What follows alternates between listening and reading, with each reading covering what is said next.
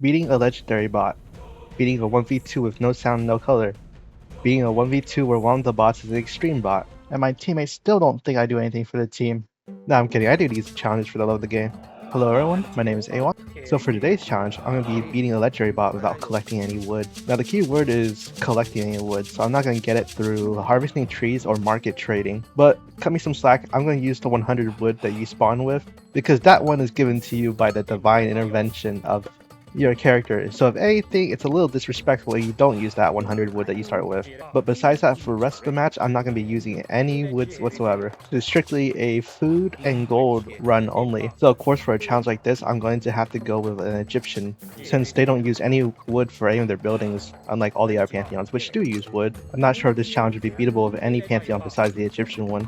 And what's more is I'm not going to try and purposely abuse the AI's flaws in any way, shape, or form. So obviously I have a lot of hours in the game and I would know how to manipulate the bot's AI so that I can destroy a bunch of their villagers really easily. Well, I will do the normal amount of raiding that's healthy in an Age of Mythology match, since raiding is a part of the game. I won't be purposely trying to abuse my knowledge, because it's an easy thing to do and the video would be more interesting if I did it the hard way. So today we have my favorite Egyptian character, also known as the fast TC grabber. This character is known for grabbing town centers really quickly. Both my opponent and the map were originally randomly selected, so originally I had it on random and it picked Thor and Value the Kings from standard map pool. But if you guys notice, at the start of the video, it was not random. I had manually selected Thor and Value the Kings. So what happened? Well, this is actually not my first attempt. This is my second attempt, because the first time I played, I won by settlement victory even though I didn't own all the settlements. It was really weird. I'll show some footage of it on screen because now we're still in the early part and I'm not doing anything really important. So you guys won't be missing anything if I block the gameplay right now, but yeah, you can see that I was playing and then settlement victory randomly started and eventually it clicked down and it just had me win. And I was so confused as to what happened, so I'm deciding to run it back with the exact same settings that the game originally gave me. I was fond of keeping Thor as my opponent anyway today because someone in a previous video had commented that they believe that Thor is one of the strongest bots in the game. And you guys know I love a challenge, so I decided why not. Another friend of mine had commented that I hardly ever play against Norse despite playing as Norse so much. But little did they know, I'm the CEO of the Egyptian Masterclass Gamesbook in Age of Mythology, and I have a PhD in anti-Norse warfare in Age of Mythology as well. Nah, I'm kidding, but I do actually have quite an experience taking out Norse. Since when I first started the game, they were one of my most common opponents, and I did play a lot of Egyptian back then. These days, most of you guys know if you play with me, I'll probably have it at random since I don't prefer any one character, just to keep the gameplay as fresh as possible for myself. But yeah, when I first started out, I played this exact character a lot and I had a lot of Norse opponents. Eventually I enjoyed a bunch of Hades as well and a lot of Freyrs. Basically I like the defensive characters. Atlantean didn't ever really stick with me, so I hardly played that up until way later. I'd say I started playing Atlantean after the Japanese release, which is super late in the game's cycle. But yeah, now I think I enjoy a healthy mix of all pantheons. I think my least favorite to play right now is Chinese, which is ironic because I used to love playing the Chinese a lot.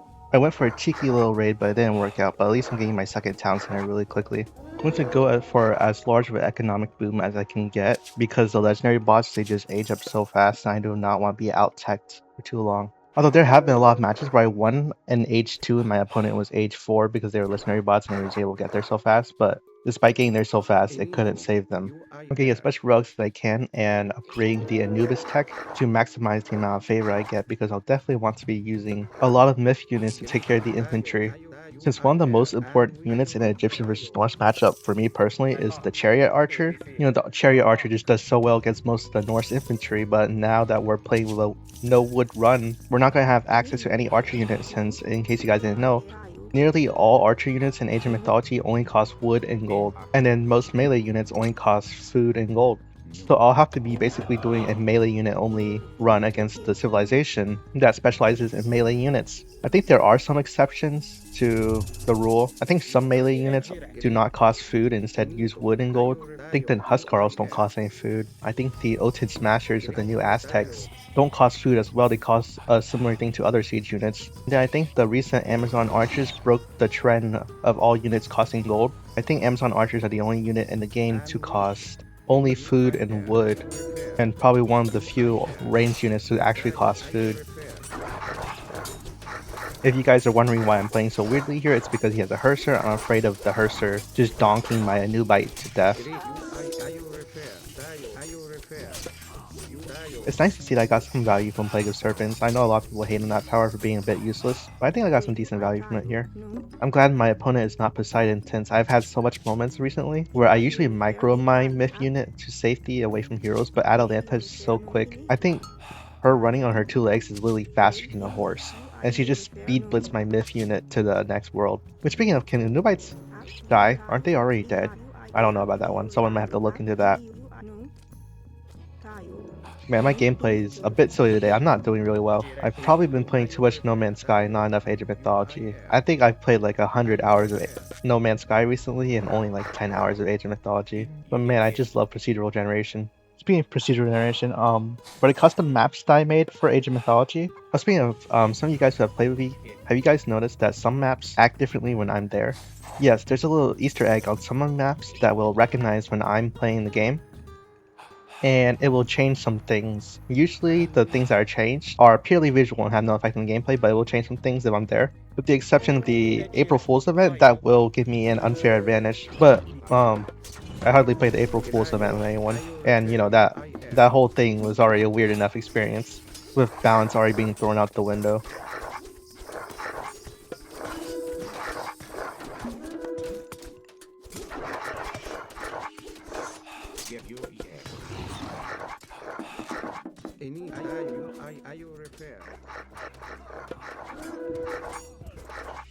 Yeah, I think my gameplay is a little bit off. My Nubite's definitely getting his cardio in, running away from the Herser here, but that's no time for excuses. I gotta win for the Lorax, for the palm trees I get mined. Yeah, one time I made a tree tier list. I put palm trees in S tier. Good times.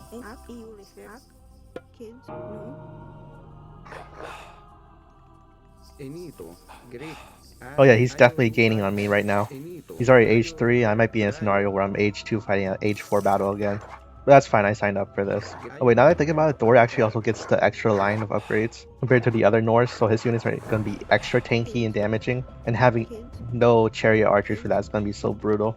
But it's okay, I hope a Spearman and Axeman composition should be able to handle his units as I build up to age 3. Then when I build up to age 3, I'm going to start pumping out elephants. I'm going to use them both as a generalist unit and as my siege. Yeah, I'm definitely going to be picking Toph for that extra elephant upgrade, which will make them a lot stronger. Since, as you know, all the other siege units, they will cost wood, and we're doing a no wood run here. So my form of siege is going to have to be through the elephants. If you're wondering why I sent all the villagers in the back, but one villager back to the town center, it's to aggro their attention. If I sent all the villagers to run away, they might have followed it. So sometimes I send one villager as sacrificial bait for them to focus on, and then the rest can safely escape. It's a cruel process, I admit, but, you know, it usually saves all of them. Anyway, my gameplay is doing terrible right now. I'm in for a loop. Even without wood, I usually do way better than this. But it's okay, I don't think I've made a claim that I'm a good Age of Mythology player as of late. When I do these videos, it's like a fun way to keep the game fresh.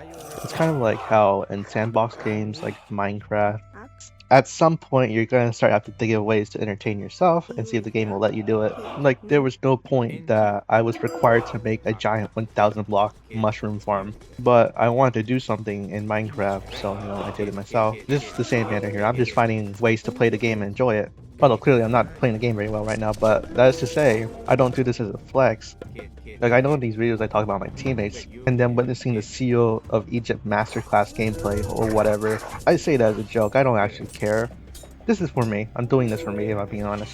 I'm not sure if I want my happiness to derive from others people's reactions. I do this because oh, there's the settlement victory bug I was talking about where it just made me win for no reason. I will make a bug report on this later because I am going to reverse engineer this and see what happens, what causes this. Considering it happened twice in a row now, and the first time it ruined my video by having me win early. You know, I had to replay an entire match and win against him again the proper way. But thankfully, I think, yeah, it goes away. This time it went away at least, and I was able to continue on normally.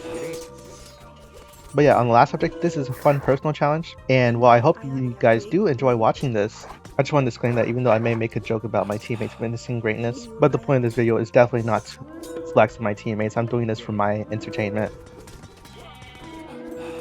Oh gosh, I hope this works. It did not. This is about to be such a disaster. Holy crap, what was I thinking doing this? This is such a silly day. This is certainly a match. But I'm surprisingly pretty chill about all the things going on since I don't think any of my economy is in active danger right now. So I'm chilling, but there's just so many moments where I wanted to just send villagers to go on wood. Like out of pure instinct, I wanted them to go on wood since there wasn't much else to collect. Because you guys can see I'm struggling to find things for my villagers to do right now since I have so many villagers and there's not that many resources on this map left. And yeah, I can only imagine what disaster it'll be in the late game because the Egyptians are so gold dependent, their economy needs so much gold. And in the late game, you know, all the gold mines are going to run out and normally you just build caravans, right? But unfortunately, caravans cost wood and that's one of the few things I'm going to lose out on if I'm doing this no wood challenge.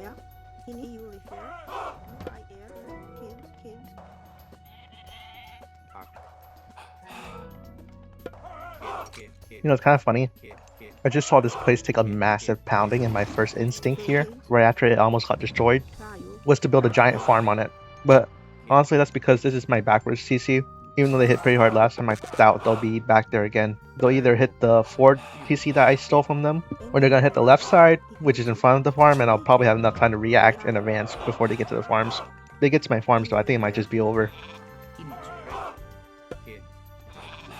But yeah, one of the silly things I do is I aggressively try to siphon their resources. So you see me aggressively sending villagers to the front to take their resources. That's why normally that's a really bad idea since your villagers are probably going to get hunted down by the opposing team. But right now I literally am struggling to find work for all my villagers to do, so I might as well send them into the abyss. And if they get hunted, then that's it, I guess. Not much of a loss. My economy can be a lot smaller since I don't have any wood villagers. There's no point.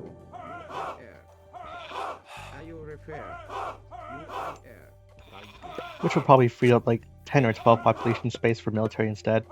Oh, you guys are probably wondering why I chose Anubis and now I'm choosing Mephistus today.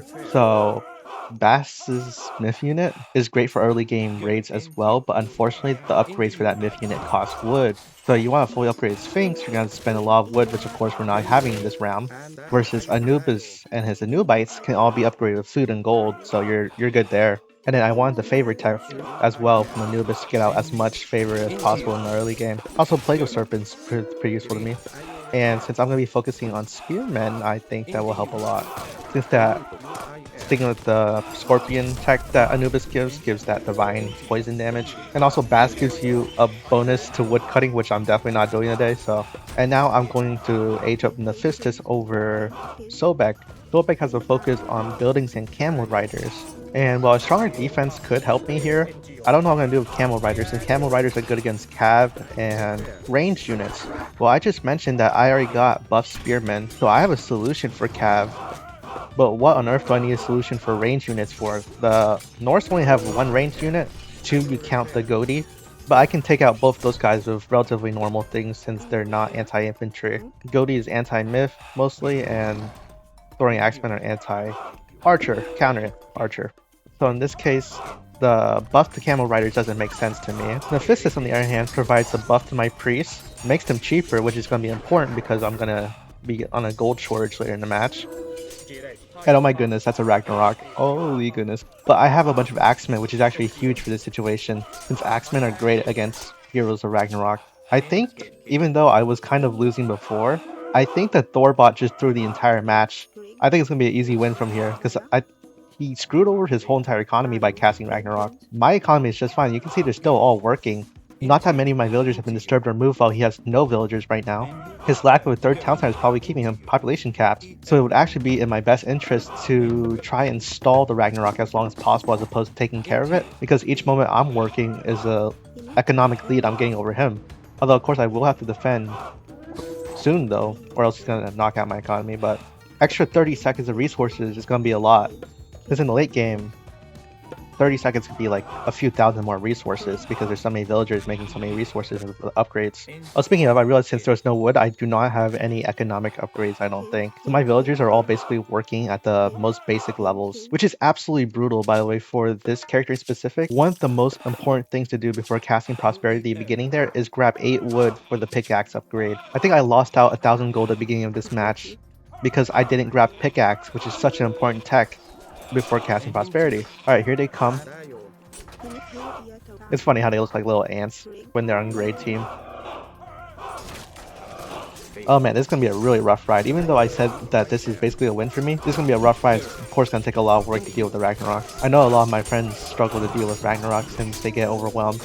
In this case, earlier, I'm not sure you guys saw, but I did do a good job taking out the siege. I knew what was coming, and it was really important for me to take out the siege in advance. I believe it was at the 16-minute mark of the match that you can literally see me sticking a few villagers to destroy the siege, and since he doesn't have any siege for my base, most of his attacks can be repelled by my defensive towers and town center, and it's also just going to stall him for a while. And while he's busy being stalled and distracted, I'm going to go ahead and get a raid on his new villagers, make sure his economy stays on the ground and I get that advantage even more. You know, I might as well use the Nubites for this because they're definitely not going to be doing much against the Ragnarok since those are all heroes. So might as well use the Nubites to pluck villagers before he can get any money back and he stays stunted as I continue my advantage. Yeah, that's right. Even though it looks like my base is absolutely being pummeled right now, I'm actually winning each moment he doesn't attack my villagers. That's just how it is sometimes.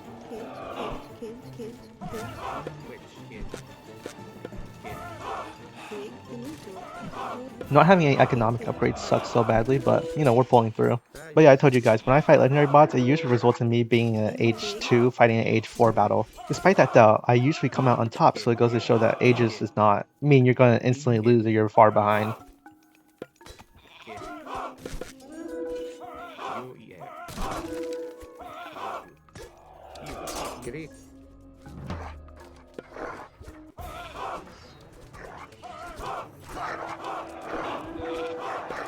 But yeah, let me go back to talking about my choices and why I'll be picking them this round. And yeah, the legendary bot being legendary and all, he also gets a legendary amount of favor, like way more than a normal bot, so they're gonna be pumping out myth units like crazy, so I definitely want priests to answer for that. And then the units giving gold when defeated is gonna be so huge for making sure I get my gold back. I had another match where Nephistis gold tech of getting refunds when units get lost was absolutely huge, and I won entirely because of that tech. It was like a 4v4. I think we were playing on Luminous Ravine like 3 weeks after that map came out, which by the way is one of my custom maps. Shameless self-plug again. But the match was like lasting 2 hours and we had no gold because the caravans were constantly being hunted. Both sides were just doing like a loop-de-loop around the map. It was like a continuous cycle, so there was no safe area, just two giant armies marching and two giant civilizations rebuilding over and over. But the only way I kept gold up as an Egyptian that round was due to the Nephistis tech. I remember watching the replay and like the extra 3,000 gold I got from the units dropping was the exact amount I won by because the enemy team was starved out of a few thousand gold. It was a legendary match and I enjoyed it with two good friends. There was a random in there since the lobby was open to the public. He kind of left around the 30-minute mark. He didn't want to live on the road life, which is fine. Just a shame he didn't get to see the victory.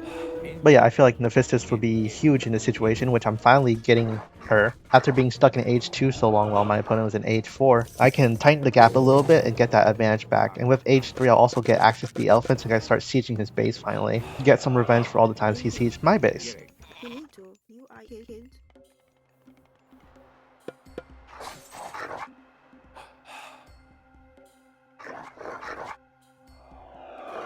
Sneaky lonely Anubite down here, but I think I'm going to use ancestors to snipe some more villagers.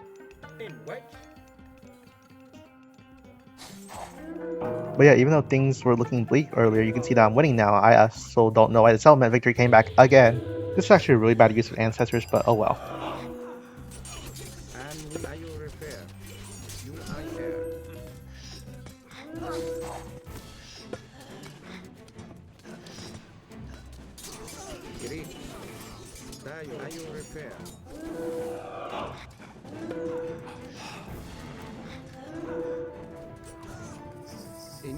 But yeah, that attack was super weak because he's got no economy to afford anything right now. So you can see my score has finally surpassed his after winning the entire round. So I think good times are up ahead. We're gonna defeat him pretty soon.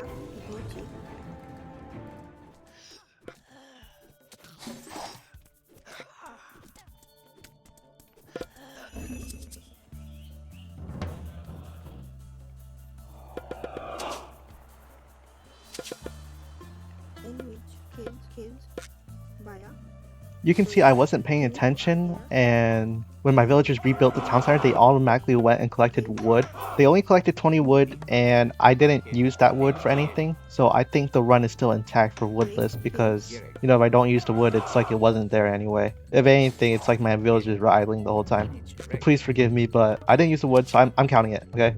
I didn't tell them to do that. They automatically did it upon completion of the town center. I'll be sure to punish them after the match and give them a stern talking. Don't worry, we're not playing Aztecs though, so they're not getting devoted.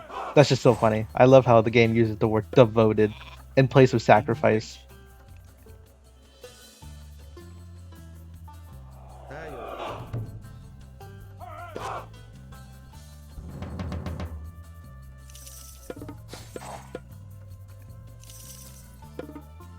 Yeah, sorry I'm quiet. I'm just getting ready for a proper invasion. You definitely don't want to do half an invasion, or else your units might just lose. Definitely want to do it right the first time, so I go ahead and win.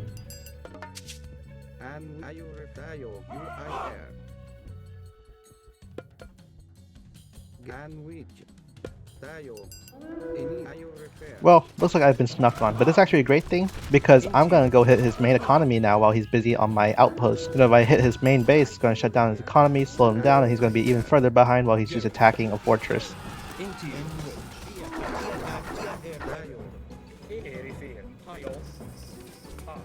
I gotta focus on getting his gold since there is no other gold left in the map, I don't think. So even though that's such a dangerous and risky spot, and I probably should place a Migdal stronghold in front of it, I'm just gonna rush my priests and villagers over there immediately to get it. As soon as they're over there, I'm gonna cast a prosperity.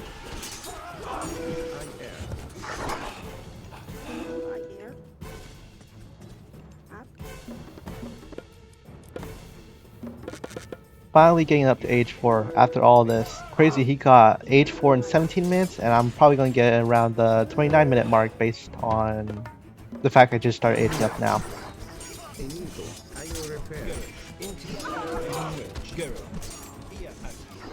But yeah, wrecking havoc on his economy, although I'm doing kind of a bad job of microing my elephants to destroy the buildings. I heard that one post on Reddit where some guy told his elephant to destroy the building and the elephant for some reason walked across the planet. But thankfully I think they fixed that since then. Hopefully at least. And yeah, I gotta milk this gold out. Not only is this the last source of gold, but if I get it, he doesn't have it, and you know, that's just better for me. So yeah, I'm gonna move some villagers back forward to get this gold too. Gotta get all the forward golds while he's distracted on the fact that I'm invading his base. Oh no, is that a caravan? That's not good. Very jealous that I don't have my own caravan right now due to the lack of wood.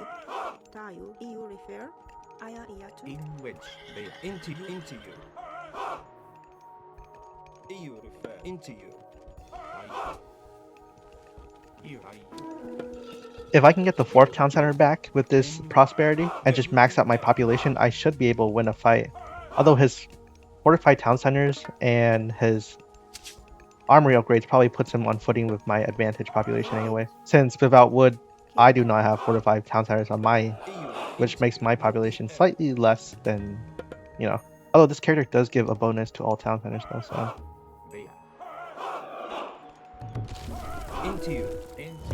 Oh no, he's caught my gold.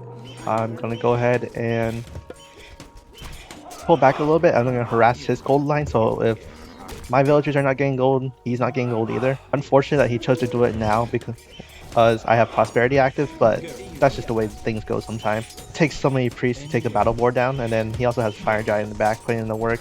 Being a legendary bot and all, the Norse also get a bonus to their favor income, which is how he's affording all this, which is absurd, but oh yeah, his score is also overtaking mine again, but it's okay. I'm still winning though. You guys can see I have so much of the map under my control, so resource count is just a silly thing right now.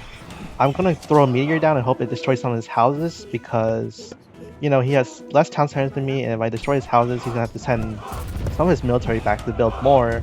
Either way, I think this meteor is a good one, even though it's being thrown by itself and not capitalized on anything. I think that was a good cast, and it will lighten the load for me.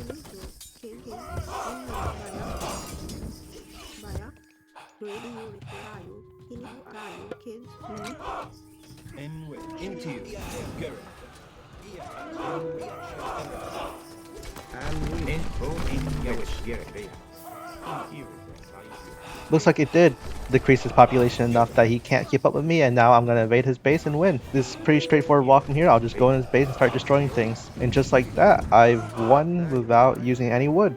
Which means no archers whatsoever. That's right, I beat Norse as the Egyptian without making chariot archers, which I think is huge. Also missed out on basically all economic upgrades, all missed out on caravans and so much more.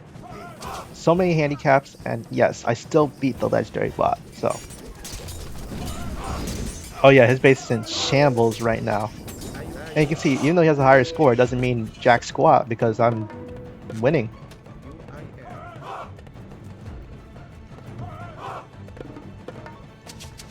I'm going to place an order in on more Phoenixes because I realize he doesn't have any really good solutions against that. Even if he starts pushing out Goaty, I'm gonna take care of them with my units.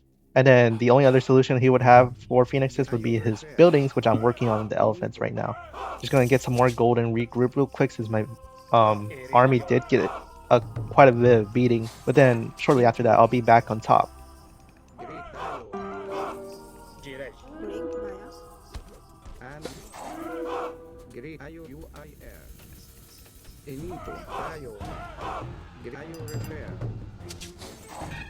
Okay, at a time like this, he's decided to attack the other base again, which will once again allow me to just attack him from the side and ruin his economy. I'm gonna send all the Phoenixes to the right side to defend that, since what is he gonna do about it? Cry?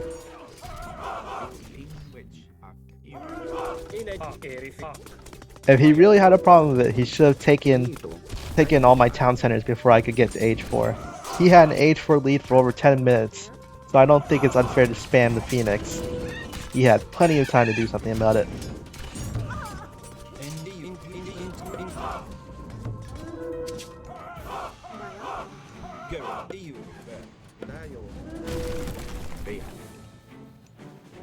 Going to close in and destroy the few of his last houses, and that should be it.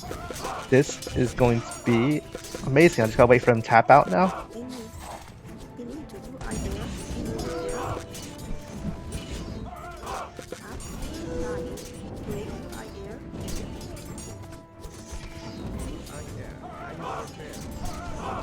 Going to go ahead and take his town center, and I'm so excited to hear that satisfying victory music.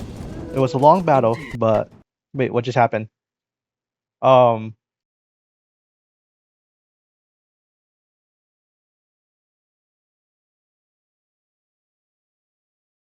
hey guys, so this is me from the future. Um, I was pretty bummed out because the game crashed, as you guys saw, and I thought that was it. Even though I had already won at that point, I wanted the satisfaction of hearing the victory music and looking at the stats for you guys so I could show you that I hardly collected any wood. And after like an hour of being bummed out, I realized one thing. The game autosaves. So the gameplay footage on screen is me going back to the autosave. The game autosaves each 10 minutes, so autosave lasts at the 30-minute mark, and we crashed at the 33-minute mark. So I went back 3 minutes and just beat him up again. For some reason, though, this run took an extra 5 minutes for me to beat him up. I must have messed something up, or I don't know. But either way, I'm just going to speed it up. You guys already saw me won. This is just me doing it again. But I'm going to speed up the gameplay so we get to the result screen quicker, and then I can showcase the graph where it shows I only collected 20 wood the entire match, which is because, you know, the villagers started gathering wood after they rebuilt the town center. But I didn't even use that wood, so besides that, I really didn't collect any wood the entire match and still managed to be a legendary bot. But yeah, just a fun little challenge I thought I would do today. Um, Definitely a struggle not having that economic upgrades or the caravans. Yeah, because if the match had gone on any longer, I would just be without gold. Like I could probably start trading food for gold, but then I would have to buy farms, and farms cost gold, and that would just be a really slow conversion rate that would leave my economy still in water, and then he would probably just get back up since he does have access to caravans. That would have been a tragedy.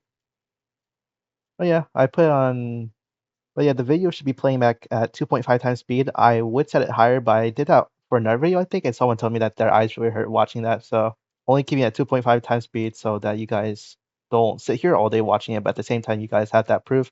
I did do it legitimately. And it also sucks that my game crashed because now there's not going to be a replay, and I want to watch the game from the enemy's POV because I did that in the last video. And, you know, it's just a cool addition to add to the video. But no, unfortunately, if you resume a saved game, so in this case an auto-saved game, and win it, there will not be a replay, unfortunately. You have to be there from start to finish. I honestly wonder what changed here that caused me to take an extra 7 minutes to win compared to the original. I think was it because he didn't go to attack the other side, instead defended himself, and as a result, his defense was really strong, and I didn't just wipe out his economy immediately. I think that might have been it, because you can see my town center is still doing pretty well on the right side there. Oh yeah, making subtitles for this video is probably gonna suck. I made subtitles for my last long commentary video, which is the one where I fought an extreme and Titanbot at the same time. Oh my goodness, dude, that took like a moment. That took a moment. So I'm gonna try and do it again for this video. As you guys may notice, I try and include English subtitles for all my videos. Since being within the healthcare field, it has shown me that it's important to help people with visibility or hearing problems. So I try to do what I can to accommodate. Especially for this round, I chose myself a bright green for myself and then a gray for the enemy. I did that in the 1v2 video as well, where I was playing yellow team versus red and blue team to have the maximum color contrast. In this case, I didn't choose green and yellow because some people see green as yellow, unfortunately. I didn't do green and red because red-green color blindness is a thing. And then green and blue are also close on the color wheel, so there may have been a slight struggle there, so I chose green and gray for as contrasting as possible. Although I gotta admit that gray may be a little difficult for some people to see because of the darkness, so sorry about that. Okay, hopefully I've distracted you guys with my yapping enough, and we should almost be at the victory screen now. So he's gonna forfeit, and I actually say no to beat him up because of the last video I did this on. I was merciful and said yes to the forfeit, but this time I wanted the satisfaction because my game crashed. I was feeling kind of bummed out because of that. But I'm gonna cut that part out. I'm just gonna show you guys the resign screen so you guys know he did resign or offered, and then I'll cut straight to the graphs. The names are unfortunately missing because this is a continued autosave as opposed to be a normal match. But let me pull out the wood graph. I don't know what I was doing here. I guess I was just taking a look at the map just for funsies. Okay, now we're finally going to the wood graph. Please. Alright, there you go. And yeah, look at that. Isn't that cool? I'm going to do the other wood graph now, and that looks awesome as well. And that's it. Thank you for watching this silly video. Have a great day. Feel free to leave a comment. Even if I don't reply, I'll probably read it. See ya.